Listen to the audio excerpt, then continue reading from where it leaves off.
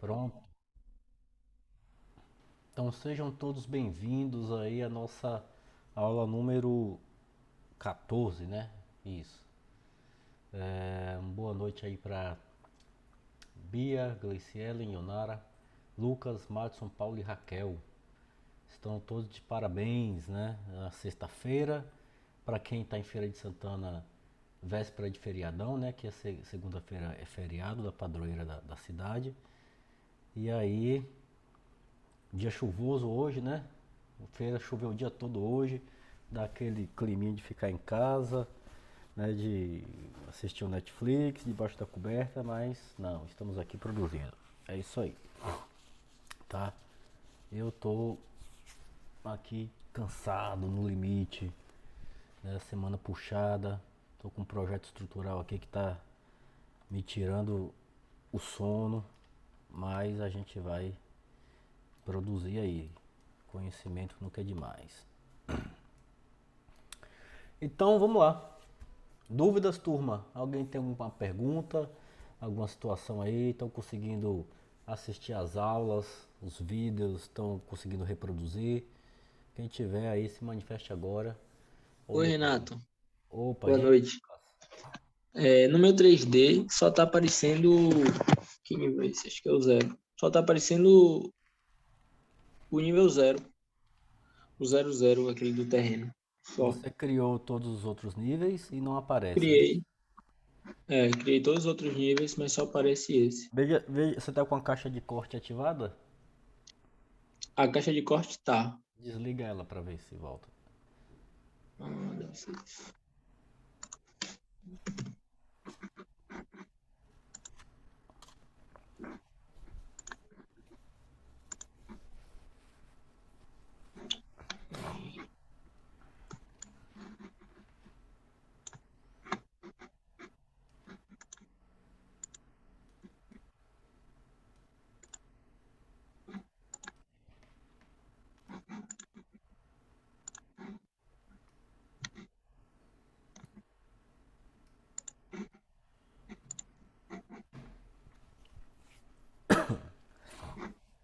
Desculpem. É isso mesmo. Foi, Foi né? isso. Foi. Ok. Obrigado. Então vamos lá. Então, antes de mais nada, a gente vai definir aqui primeiramente o nosso nível de detalhe, né, que a gente vai utilizar para fazer nosso projeto, a depender da finalidade, certo? E isso aí inclui definir que técnica de modelagem de parede vamos utilizar, que técnica de piso, de fundação, certo? É, ou seja, isso aí é uma coisa que deve ser definida, né? Então, repetindo, quando você for trabalhar aí com em equipes, né, com projeto integrado BIM, a gente chama isso de BEP, né? Já falei sobre isso, que é o BIM Execution Plan ou plano de execução BIM. Antes de iniciar a aula aqui, eu estava tendo uma reunião justamente com eu, né, eu e minha equipe e mais são quatro pessoas, né, desenvolvendo esse projeto. O contratante, um outro modelador que fica no sul da Bahia, eu e Nielson aqui que trabalha no escritório. Então, a gente tem reunião aí quase toda sexta-feira e a gente, né, já tem alguns meses, né, desenvolvendo esse projeto. Eu acho que no mínimo aí uns 4 meses. E cada reunião a gente descobre uma porrada de coisa, né, que o cliente às vezes demora cerca de 10 a 15 dias para encontrar solução com os outros projetistas, né? Os outros projetistas fizeram método convencional. Aí, aí eu faço a pergunta, né? Se a gente fazendo no computador, estamos encontrando situações que às vezes a gente, né, o cliente fica sem saber como aquilo aconteceu e demora 15 dias para achar uma solução, imagina se fosse na obra. Então, né, imagina o prejuízo que isso traz para a obra quando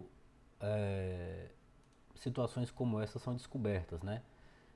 E aí, nessa etapa que a gente começou a desenvolver o modelo da arquitetura, a gente precisa, né, de ter a definição do sistema construtivo que vai ser utilizado. Tipo de alvenaria, tipo de revestimento, desculpem, né, o tipo de cerâmica, porta, vidro, tudo isso. Porque, né, a gente está fazendo o modelo quase como as-built, né? Ou seja, se bem que as-built você faz depois, né? Quando termina, né? Que é o LOD mais avançado, né? Depois que a obra ficar pronta, você vai lá e, né, reprojeta, digamos assim, ela novamente, faz o modelo dela. E aí, é, né, é uma felicidade, assim, trabalhar com o cliente dessa forma. E se todo cliente fosse assim, a engenharia seria outra, né? Mais econômica, mais eficiente e mais suscetível a valorizar o profissional que fica atrás das telas, né? Então, eu pelo menos sou um tipo de profissional que fica o dia todo atrás da tela, na frente do computador. E às vezes o empreendedor, ele não enxerga valor na gente, né? Ele acha que você está ali na frente do computador e que você não está produzindo. Ele quer ver o engenheiro no campo, conversando com os operários, né? Tomando sol na cara, pegando poeira. Mas a gente, atrás da tela, está produzindo inteligência, né? Soluções que vão dar eficiência. Desculpem, turma. Bom, eu vou mostrar só um case aqui, o mesmo projeto que eu já mostrei para vocês antes, só para trazer aqui o que, né, a gente acabou de discutir aqui com o cliente. Uma reunião que durou quase 3 horas, né, estudando o projeto e várias outras situações. Desculpa, turma. Hoje eu tô meio com crise alérgica. Então, olha só. Exatamente nessa posição aqui. Travou, foi? Parece que travou.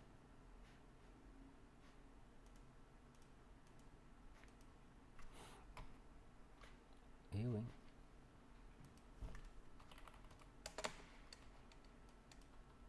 Ah, cara, também eu tô aqui, ó. Então, olha só.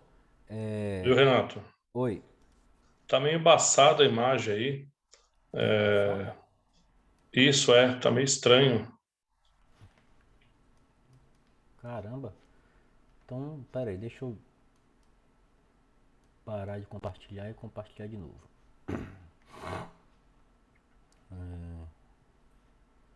Deixa eu compartilhar de novo aqui.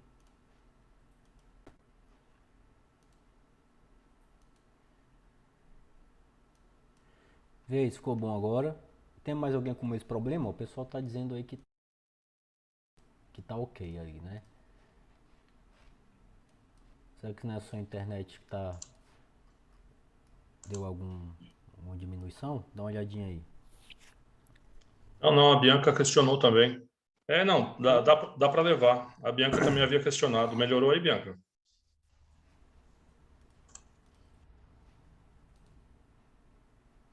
Vê aí, turma, se tá ok. Se não tiver, eu vou tentar ver aqui se eu faço alguma configuração. Me dê um retorno aí, por favor. Dá para levar sim. Ela tá meio opaca, mas tranquilo. Vamos levar sim.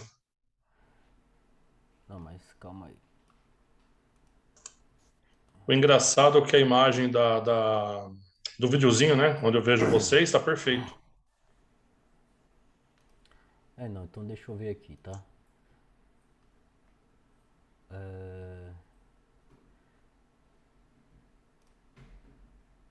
Calma aí.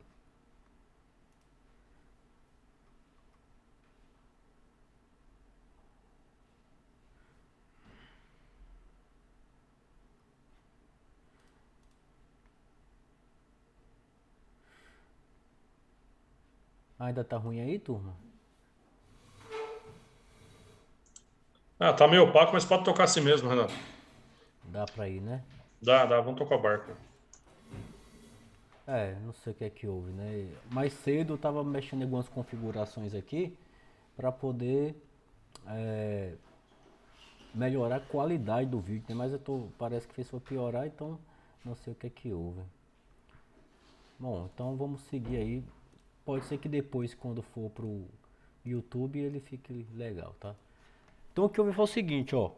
Nesse projeto aqui em específico, aqui teria uma rampinha, né, que dá acesso a, a esse patamar aqui da escada, né, um acesso externo. E aí a gente percebeu que tem essa viga aqui, ó, que impede isso, tá vendo?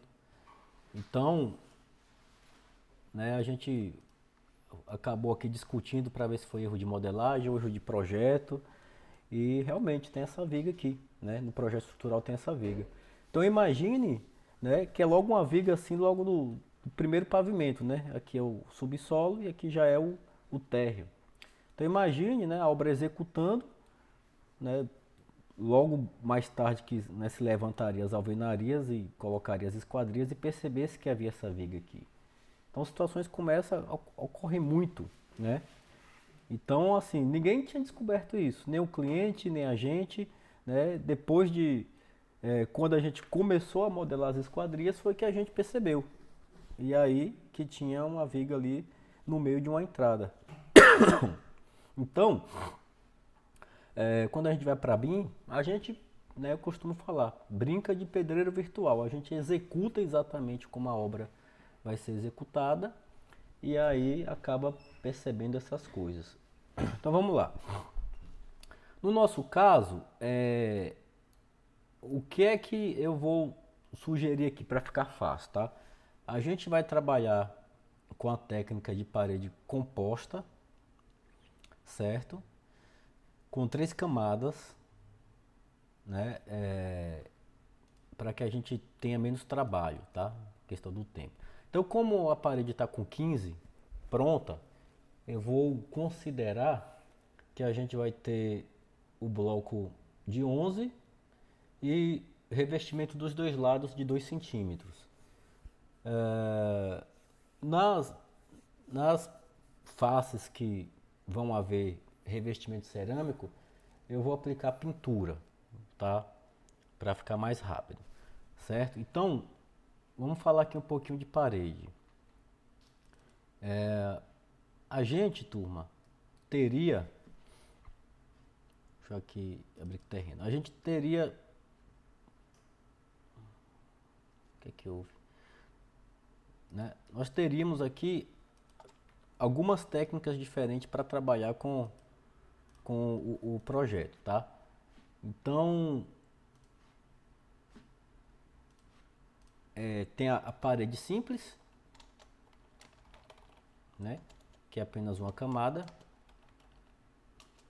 que geralmente o que a gente faz no AutoCAD, né? Utiliza apenas a linha com a espessura da parede para representar. A parede composta, né? Mais de uma camada.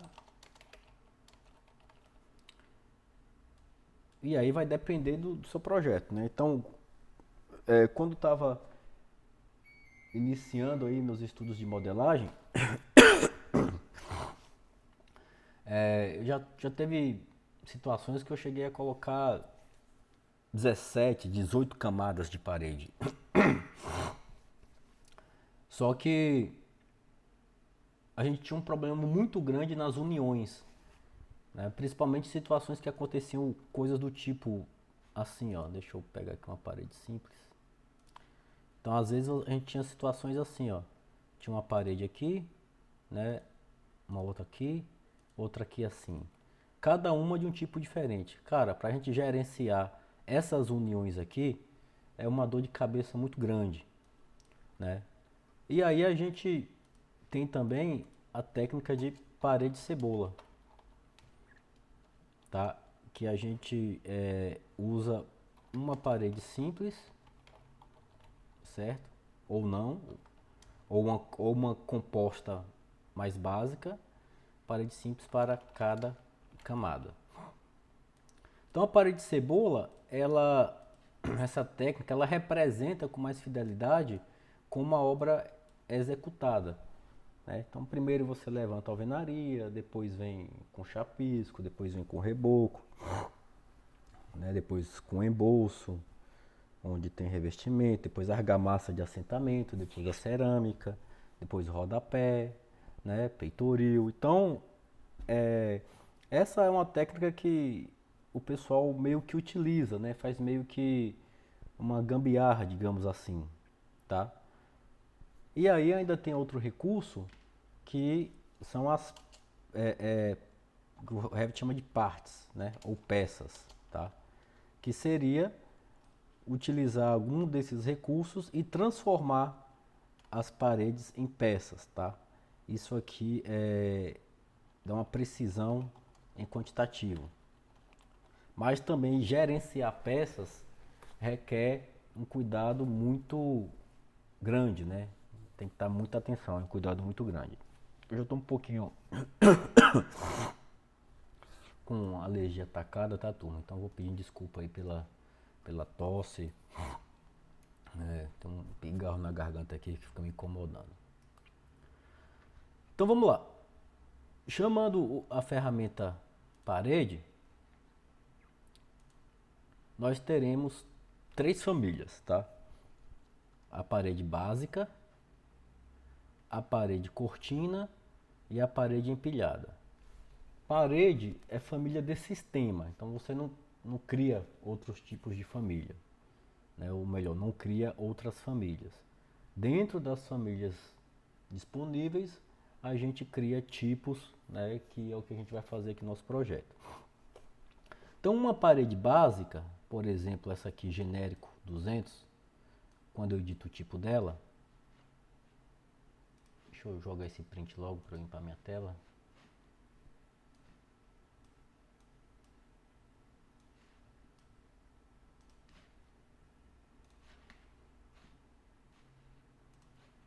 Tá?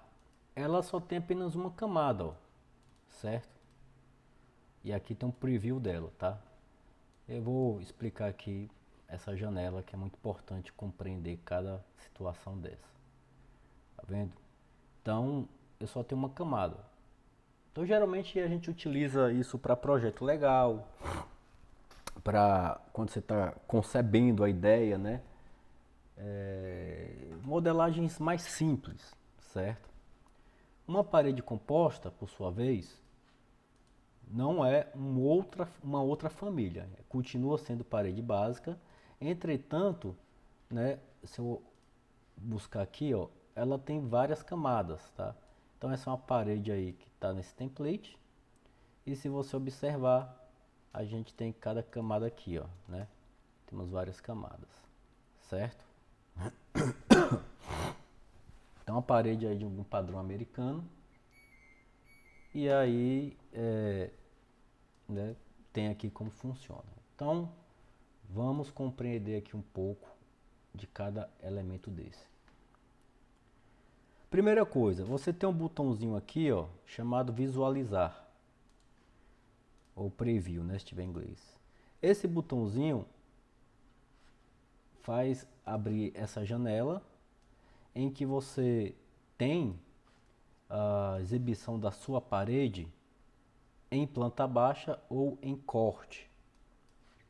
E aí para você mudar o tipo de visualização, você escolhe as opções aqui, ó, tá?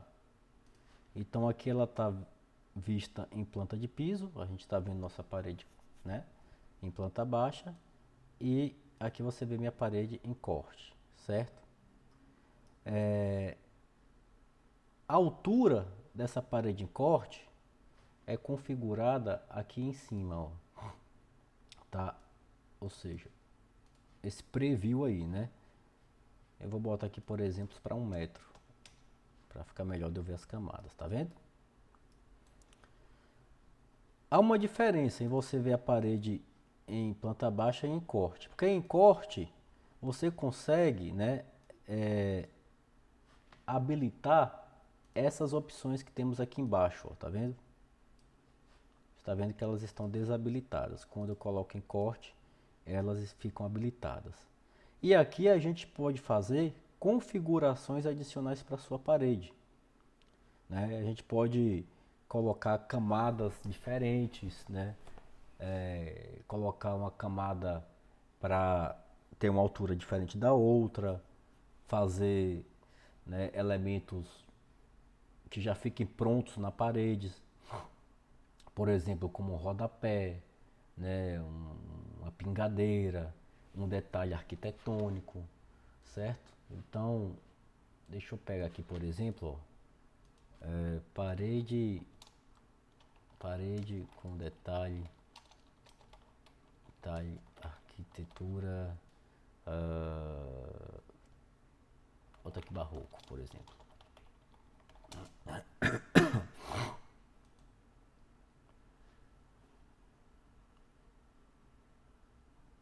Não queria isso aqui não. Deixa eu ver. Parede com detalhe. Deixa eu ver o que ele aparece aqui.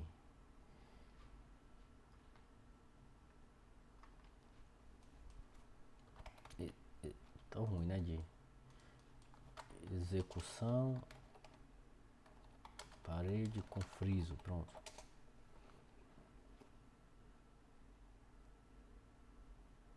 Por exemplo, ó, esses detalhes aqui, né, já podem estar automaticamente na parede.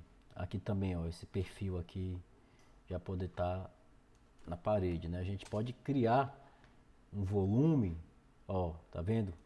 Isso aqui, ó.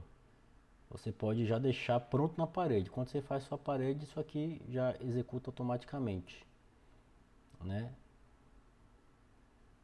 Ele tá mostrando luminária aqui. Ó, por exemplo, o rodapé. Quando você fizer a parede, isso aqui já pode sair automaticamente, tá? Aí tem algumas situações, né? Por exemplo, quando você faz isso, você não consegue tratar esse elemento como um elemento diferente. Você não consegue quantificá-lo diferente. Então, se você quiser rastrear e quantificar cada elemento desse separadamente, a gente utiliza outro recurso que não esses aqui que a gente faz na parede. Ok? Beleza. Aqui em cima, né, ele tem aqui as informações do nome da família, o nome do tipo, a espessura total, que na verdade é a soma de todas as espessuras individuais das camadas. E aqui, né, como cada material desse tem ali alguma propriedade térmica ou de resistência, né, como a gente viu ontem nas propriedades do material, ele dá aqui né, o resultado da parede como um todo. Tá? Nessa tabela aqui, turma, a gente tem a demonstração da parede em forma de dados. Então, o que você vê aqui na esquerda é só a parede em forma, né, de modelo, né, de protótipo virtual, de desenho, e aqui a mesma parede em forma de dados, certo? Observe que aqui tem uma hierarquia, tá? A ordem como as camadas se apresentam, né, fazem diferença. Então, mais para cima é o que ele considera lado externo, mais para baixo é o que ele considera lado interno. Lembrando, né, que a gente já viu, toda vez que a gente faz uma parede, né, ela fica com aquelas duas setinhas de azul, né, quando você seleciona. Aquelas duas setinhas sempre ficam no lado externo, tá bom? Aí, Vale ressaltar também que a gente tem aqui, ó, limite do núcleo. A linha 5 e a linha 7 não são camadas, tá? Elas somente são indicadores de que o que está fora dela, né, ou melhor, o que está aqui acima e abaixo dela, são camadas que estão fora do núcleo. E não necessariamente o núcleo se encontra no eixo da parede, como o caso dessa parede aqui. Você vê que o núcleo dela está mais próximo aqui do lado interno, tá? E aí, não sei se vocês recordam, mas lembra lá quando a gente viu a propriedade linha de localização da parede, que você tinha, né? Face externa, face interna ou linha central. E lá também tem as opções, né? Face do núcleo ou linha do núcleo. Então isso significa que o Revit vai utilizar como referência o núcleo, que não necessariamente vai estar no eixo da parede. Ok? Então, por exemplo, vamos supor, parede de gesso acartonado. Né? Você tem vários modelos, né? Aí você tem o núcleo, digamos assim, que seria, né, os perfis lá os perfis metálicos, né? Aí de um lado você vai ter a placa de gesso acartonado, do outro você pode ter duas placas, ou você pode ter, né, duas camadas de perfis, a depender, né, do uso, né? Você tem aquelas paredes lá resistente à umidade, parede externa, parede interna, parede com tratamento acústico. Então cada uma vai ter um formato diferente. Tá bom? Aí, seguindo, quando você quiser incluir alguma camada, basta apertar esse botãozinho aqui, incluir, né, inserir, e aí o Revit vai criar uma nova linha aqui, e aí você vai configurando, tá? Nesse botão você exclui a camada, e nesses dois aqui você move as camadas, tá? Para cima ou para baixo. Então se eu quiser botar essa camada térmica, por exemplo, observe que quando eu seleciono, ele já destaca de azul ali, né? Então se eu quiser botar essa camada térmica em outro local, ó, tá vendo que ela vai se movendo, ó? Botei para baixo do núcleo, tá vendo? E ela vai se movendo, certo? Então é assim que funciona. Ok, turma? Beleza. Aí nós temos as colunas. Então na primeira coluna, a gente informa para o Revit a função daquela camada. Aí você vai observar que ele lhe dá aqui algumas opções, né? A gente não precisa levar ao pé da letra o nome, estrutura, substrato, camada, acabamento, camada membrana. O que é mais importante aqui é o valor que está entre colchete, né, de 1 a 5. O que é que isso significa, turma? É a prioridade que a camada tem em relação às outras. Então, se Isso você... aí tem a ver com LOD? Não necessariamente. Não. Né? Isso aqui tem a ver com o comportamento das camadas da parede. Então, por exemplo, pense o seguinte, quando você faz a interseção de uma parede com outra, imagine aí uma parede que ela tenha 3 camadas, no meio a alvenaria e dos dois lados, né, o revestimento de reboco. Quando você faz o cruzamento, as camadas de reboco precisam interromper para a camada de alvenaria atravessar. Tá? Eu vou mostrar isso aqui na prática. Então, a camada que tem prioridade mais alta deve ficar com o menor valor.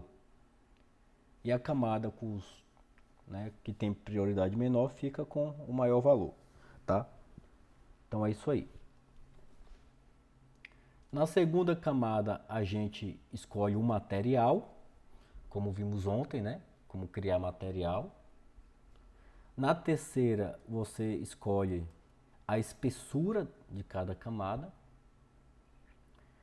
E Na quarta, você habilita a função cobertura ou não. O que seria essa cobertura? Né?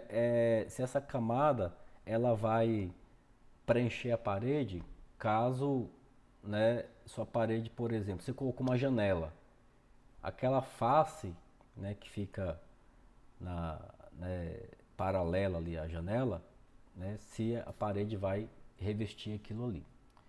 E aqui você define se teu material é estrutural ou não, né? Se é um material que vai fazer parte ali do modelo analítico.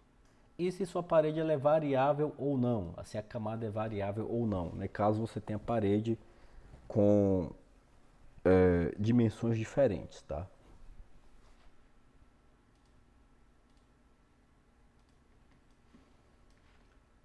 Bom, joguei o print aí, eu vou limpar isso aqui, tá? Dá um ok aqui por enquanto, dá um outro ok, tá? Eu vou pegar uma parede básica aqui, para mostrar recursos novos do Revit 2021 e 2022, tá? Isso só tem nesses dois Revits, tá? Apareceram agora.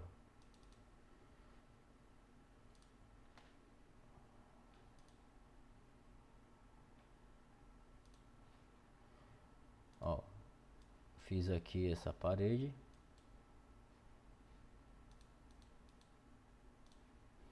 Então, no Revit 2021, né, surgiu a opção de você escolher se sua parede é inclinada ou vertical, tá? Aqui é a sua opção, ó. Você não tinha isso, 2019 para trás não tem isso, né? E aí no 2022 surgiu ainda o cônico. Então na inclinada, ó, você consegue colocar aqui um ângulo de inclinação e sua parede inclina, tá vendo? Aí você pode botar esse valor aqui, ó, tá? E antes disso, cara, quando a gente precisava fazer parede inclinada, era uma dificuldade enorme.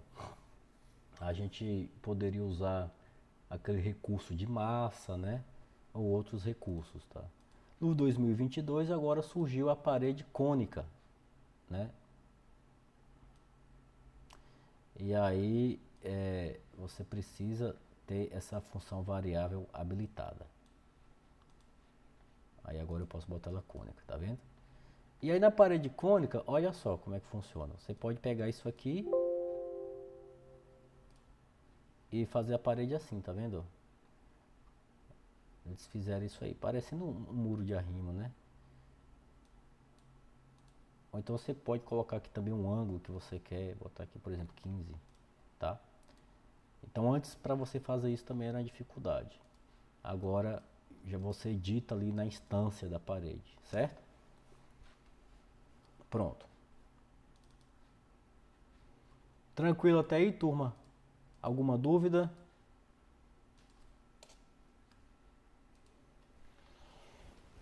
Ótimo.